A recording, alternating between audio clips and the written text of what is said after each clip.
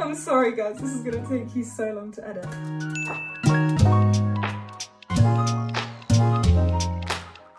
Hi guys, Sophia here. Welcome to another Thread Daily. We're here in my makeshift home studio today, as you can probably tell by the ridiculous amount of plants I have.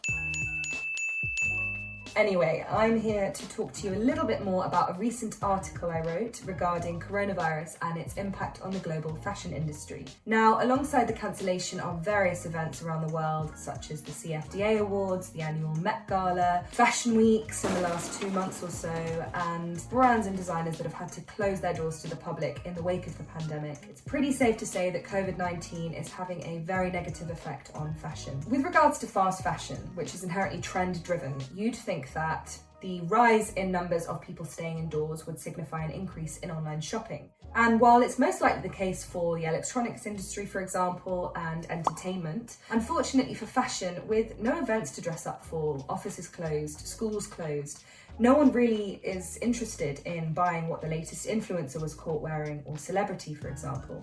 And that's where major brands such as H&M, Zara, Mango, to name a few, are finding it difficult to adapt. So what they're having to do is they're changing their marketing tactics and flagging people with things that they might have had their eye on in the past rather than promoting new things. They're also selling a lot more loungewear and comfort wear because if you're like me, obviously today is an exception, you'll have found a lot of pleasure in being able to wear sweats more frequently than normal. Now, independent designers and major brands such as, well, designer brands such as Balenciaga, Chanel, Gucci, they're all struggling because China is the world's biggest producer of textiles. I think it's worth something like $280 billion a year or something. With that being affected and the supply chain currently, not working the way it usually does, brands and designers are struggling to get clothes out. I think it's something like £10 billion worth of clothes are currently in warehouses, according to The Guardian. It's causing people to go under.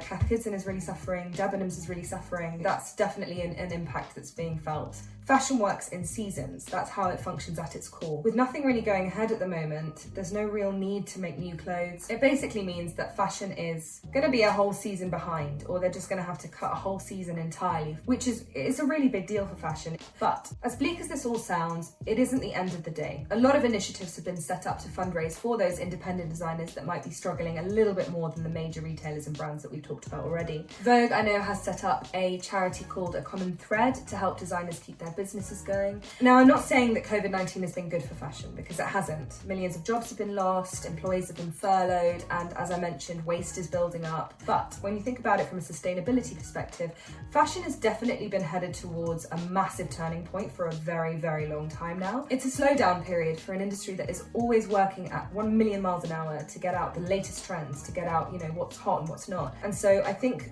in terms of sustainability, in terms of fashion's impact on the environment, this could be a very, very good thing. Lastly, I'd like to talk about, a couple of positive things that have come out of this. One of which is this funky DIY trend. I think it's definitely spurring a lot more creativity. People are taking to social media to share their creations, their designs. There's a trend going on at the moment where it's called home couture. You're required to find things around the house that you wouldn't naturally associate with fashion, turn them into something really crazy, really creative. Yeah, if you check out our website, you'll see some of the amazing creations there. And you might have seen that Vogue Italia, for their April issue, decided to publish with a completely white cover.